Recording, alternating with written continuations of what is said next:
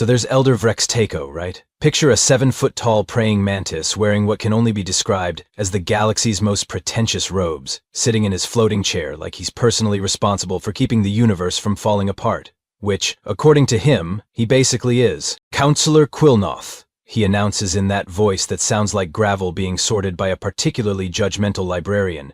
It is time once again for the sacred test of the Zephyrian cubs. Now Quillnoth, who looks like someone crossed a penguin with a briefcase and gave it anxiety issues, practically vibrates with excitement. This guy lives for bureaucratic drama. Ah yes, Elder, the test that has broken the spirits of the mightiest warriors, the most brilliant scientists, and the most patient philosophers across 17 systems. And he's not exaggerating. The Zephyrian cubs are basically the galaxy's ultimate childcare nightmare. Imagine ferrets, but they're the size of house cats. They can phase through solid matter when they're excited. They read minds when they're curious, and they have the emotional regulation of caffeinated toddlers. Oh, and they're considered sacred, so you can't exactly put them in cosmic timeout. The tradition goes like this. If your species wants a seat on the Galactic Council, you have to prove you can handle responsibility by successfully caring for these cubs for one standard galactic month. Sounds simple, right? Wrong. The Krellians lasted 6 hours before their champion warrior was found crying in a supply closet. The ethereal collective, who literally exist as pure thought, managed 3 days before declaring the cubs incompatible with enlightenment. So naturally, when Marcus Webb stumbles into this mess, nobody expects anything except premium entertainment. Marcus is what you might charitably call an average human.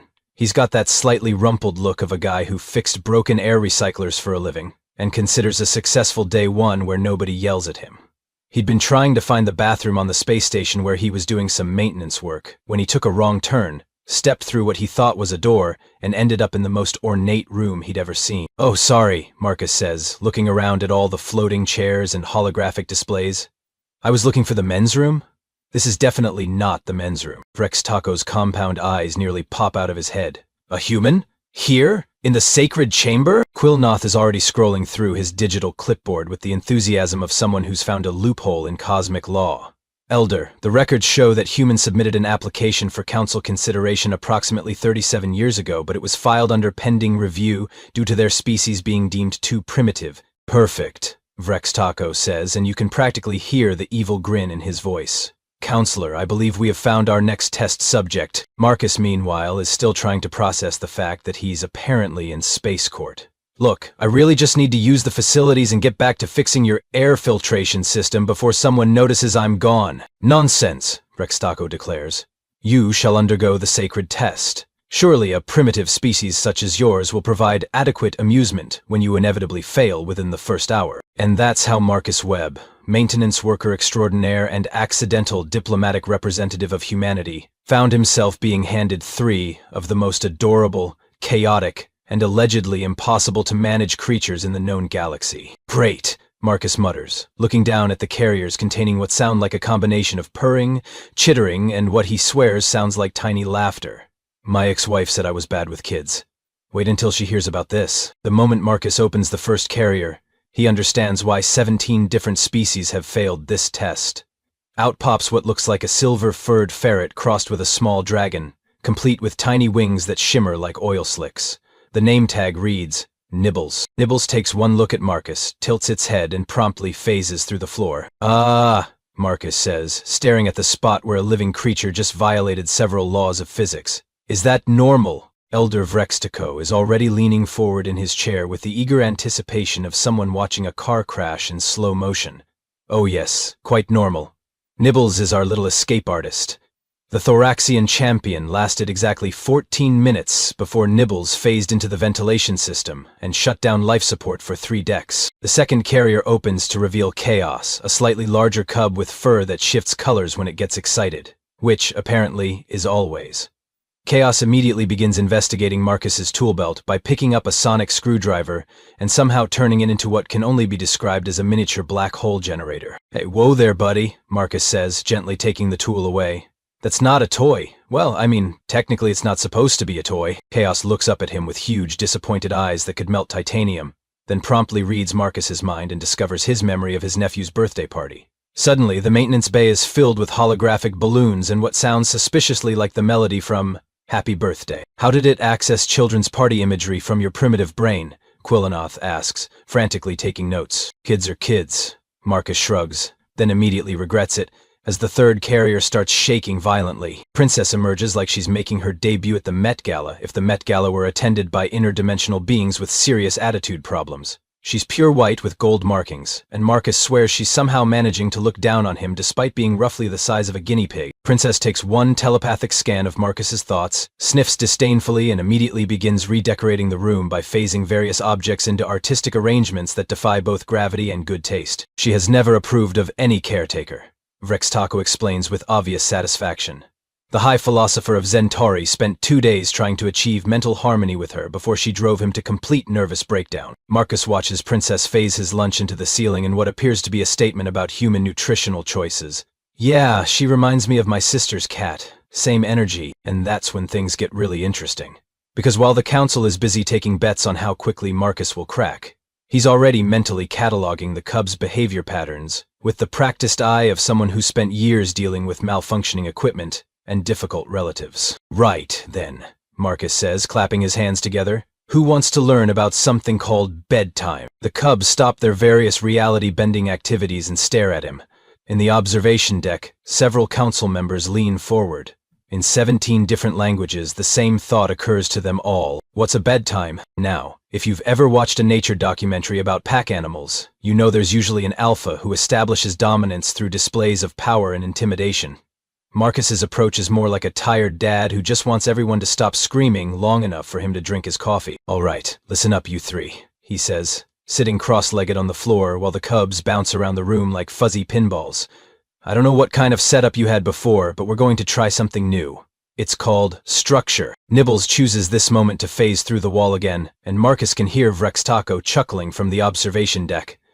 But here's the thing about humans that the council hasn't figured out yet. They're really, really good at pattern recognition. And Marcus has already noticed that Nibbles only phases when he's looking for attention. So instead of chasing after him, Marcus just continues talking to Chaos and Princess. So, first rule, we eat at regular times. Second rule, we sleep at regular times. Third rule, no phasing through walls without asking permission first. There's a long pause, and then Nibbles slowly phases back through the floor, looking confused.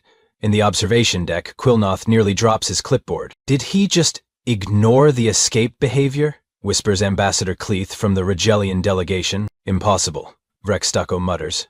Every species attempts to contain the phasing. It's the logical response. Meanwhile, Marcus has discovered that Chaos's color-changing fur follows emotional patterns, and Princess's telekinetic redecorating is actually quite artistic if you can get past the fact that she's hung your lunch from the ceiling. So he does what any reasonable person would do. He works with it instead of against it. Chaos, buddy. I like the light show, but how about we save the rainbow effects for when you're happy instead of when you're destroying my tools? Marcus suggests, gently redirecting the cub away from his equipment. And Princess, that's actually a pretty cool sculpture you made with my wrench and sandwich.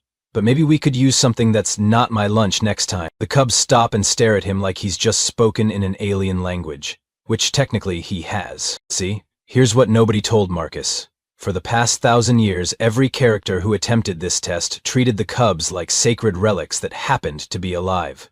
They approached with reverence, fear, and detailed scientific methodologies designed to preserve the cubs' natural, behavioral patterns. Marcus approaches them like his nephew Tyler after Tyler's had too much sugar at Chuck E. Cheese. Right, so apparently you guys don't have nap time in your culture, Marcus observes, watching Princess try to phase his toolbox into an abstract art installation.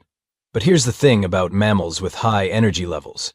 You need downtime or you get cranky, and cranky kids with reality-bending powers sounds like a problem for everyone. He starts pulling random items from his toolkit. A thermal blanket becomes a fort. A cardboard box that held spare parts becomes, well, a cardboard box, which apparently is the most fascinating object any of the cubs have ever encountered. What is this primitive container? Princess demands telepathically, her mental voice dripping with the disdain of someone encountering public transportation for the first time. It's a box, Marcus says. You get in it, you sit in it, you hide in it, you pretend it's a spaceship. It's the most versatile entertainment device ever invented. All three cubs crowd around the box with the intensity of quantum physicists discovering a new particle. Nibbles phases halfway into it, Chaos turns it 17 different colors, and Princess begins mentally redecorating its interior dimensions. Up in the observation deck, the assembled alien dignitaries are losing their minds. He's given them trash, hisses General Kreksnor of the Mandible Empire. Sacred cubs do not play with refuse, agrees High Priestess Valenda. But Marcus isn't done. Oh, and guys, new rule. When I say no, it means no. Not negotiate, not ignore the human, just no. The cubs freeze. In 1,000 years of sacred reverence, apparently nobody has ever just told them they couldn't do something. Chaos, who's been systematically changing the color of every surface in the room, slowly shifts back to his natural silver. Princess, who is in the middle of rearranging Marcus's molecular structure just to see what would happen, gently sets him back down. And Nibbles, who had been phasing in and out of the walls like a furry strobe light, solidifies completely and sits down. There we go, Marcus says, completely unaware that he's just accomplished something that 17 civilizations couldn't manage. See, you guys are smart. You just needed someone to actually parent you instead of worship you. 3 days into what the Council is now calling the human experiment, something happens that nobody sees coming. Not the betting pool that Quillnoth definitely isn't running, not the xenobiologists frantically taking notes, and certainly not Marcus, who's busy trying to explain why you can't phase through the bathroom door while someone's using it. It starts when Chaos decides to show off his new trick. See, Marcus had been teaching the cubs about Earth games, and Chaos became obsessed with something called tag. The problem with teaching interdimensional beings a game that involves chasing each other is that they don't really understand the concept of boundaries or structural integrity. So there's Chaos, zooming around the habitat at roughly the speed of sound, phasing in and out of solid matter while Princess chases him. And Nibbles provides what can only be described as color commentary by chittering encouragement from inside Marcus's toolbox. Chaos, remember what we talked about, Marcus calls out. Indoor voice, indoor speed, and definitely indoor dimensions. But Chaos is having the time of his life. He rockets toward the ceiling, phases through it, and then makes a critical miscalculation. Instead of phasing back through cleanly, he clips the edge of a support beam in the habitat above. The sound is like someone dropping a piano made of crystal onto concrete. Chaos tumbles back through the ceiling, his color-shifting fur flickering between pain red and fear white, and lands in a heap that makes Marcus's heart stop. Oh no! Oh no! Marcus breathes, dropping to his knees beside the little cub. Chaos isn't moving, and there's a trickle of something that's definitely blood, even if it's silver instead of red. Now here's where things get interesting. Every previous caretaker, when faced with an injured sacred cub, immediately called for the medical team, the priests, the council, and probably their therapists. Marcus does something different. He scoops Chaos up like he's Marcus's own kid, holds him close, and whispers, "Hey buddy, it's okay. You're gonna be fine. I've got you." And Chaos, who's never experienced genuine worry from a caretaker, unconsciously reaches out with his telepathic abilities to comfort the distressed human. Which means he accidentally broadcasts Marcus's emotions to Nibbles and Princess. What they find in Marcus's mind isn't reverence or fear or scientific curiosity.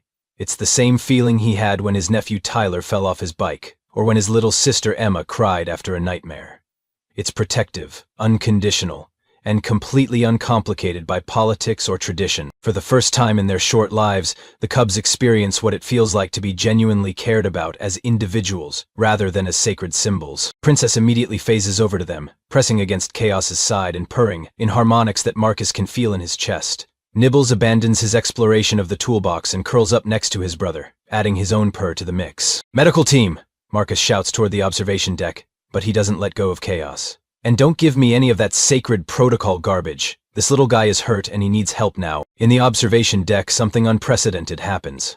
Elder Vrextico actually stands up from his floating chair. "The human," he says slowly, "is exhibiting genuine emotional distress over the cub's welfare." "That's impossible," Quillotnoth protests. "The cubs are not his offspring. There's no biological imperative, no logical reason for such attachment after only 3 days." But the medical team confirms what Marcus already knows. Chaos will be fine. A few stitches, some rest, and he'll be back to turning gravity upside down in no time. More importantly, though, the cubs have learned something that nobody expected. They'd learned empathy. When the medics finish treating Chaos, Princess uses her telekinetic abilities not to redecorate or cause chaos, but to carefully arrange Marcus's scattered tools back into his belt. Nibbles phases through the medical equipment, but only to clean up the area where Chaos was treated. And Chaos, despite being tired and sore, shifts his fur to a warm golden color that Marcus somehow understands means Thank you. Elder, one of the xenobiologists whispers over the comm. The cubs are exhibiting cooperative behavior, voluntary assistance, gratitude expressions. This is unprecedented. Rextaco doesn't respond. He's too busy watching Marcus tuck the cubs into makeshift beds he's fashioned from thermal blankets, humming something that sounds suspiciously like a lullaby. Tomorrow, Marcus tells them quietly, we're going to practice being more careful when we play.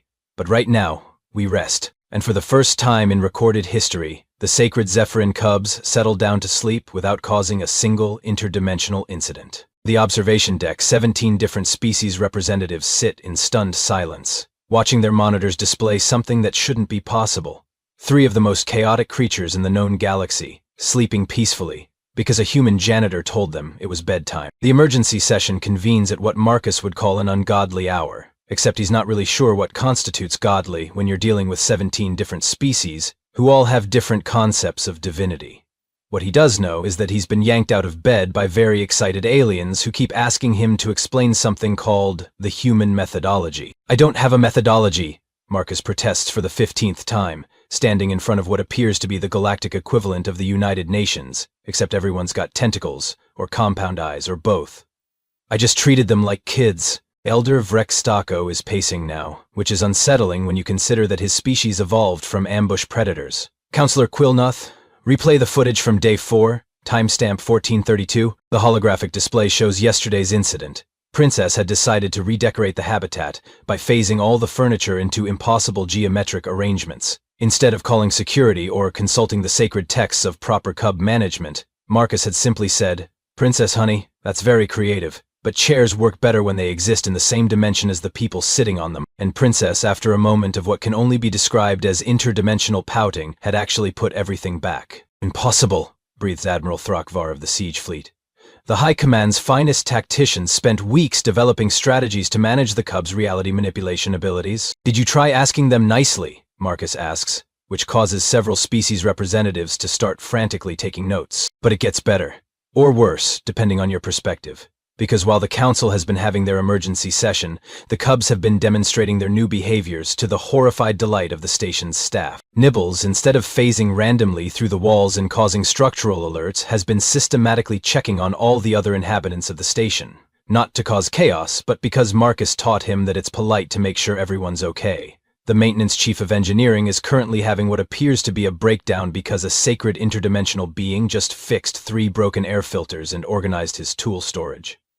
Chaos has discovered that his color-changing abilities can be used for communication, and he's been having lengthy conversations with the translation AI, teaching it new emotional spectrums that are apparently revolutionizing xenolinguistics. Dr. Fexilo from the Department of Interspecies Communication is practically hyperventilating over the implications, and Princess, bless her dramatic little heart, has been using her telekinetic abilities to help the custodial staff organize the supply closets. She's approached it like interior decorating, which means everything is now arranged by aesthetic harmony rather than logical categories, but somehow it's more efficient than before. How? Demands High Counselor Zephyra, who looks like an elegant swan crossed with a filing cabinet. Did you accomplish in 1 week what our finest minds couldn't achieve in millennia? Marcus looks around the chamber at all these incredibly advanced beings hanging on his every word, and he's pretty sure he's having some kind of cosmic fever dream. Look, I'm just a maintenance guy. I fix things that are broken. The Cubs weren't broken, they were just bored and ignored. Elaborate, Vextaco commands, which sounds a lot less intimidating now that Marcus has seen him frantically taking notes on naptime schedules. You guys treated them like they were supposed to be perfect already, Marcus explains. But they're kids. They're supposed to mess up and learn from it. They're supposed to test boundaries and figure out how the world works. You just never gave them any boundaries to test. Quillnoth raises a flipper. But the sacred texts clearly state that the Cubs must be allowed complete freedom to express their natural abilities. Yeah, well, the sacred texts apparently never dealt with toddlers, Marcus replies. You want to know the secret? It's not about controlling them.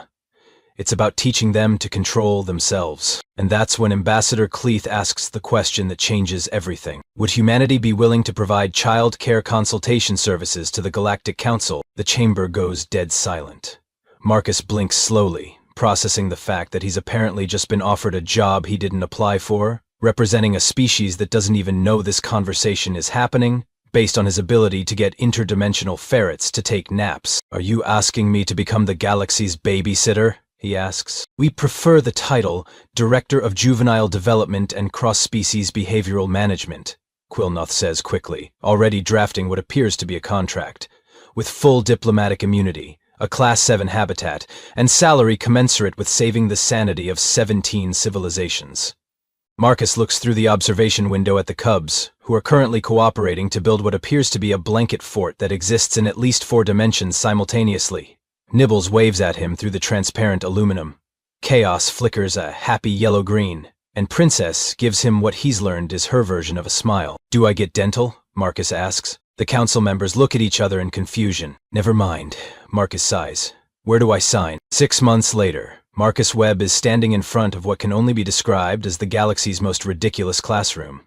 He's got a whiteboard that cost more than most planets' GDP, holographic projectors that can simulate entire ecosystems, and an audience of the most powerful beings in known space, all frantically taking notes on his lecture about juice boxes and timeout corners.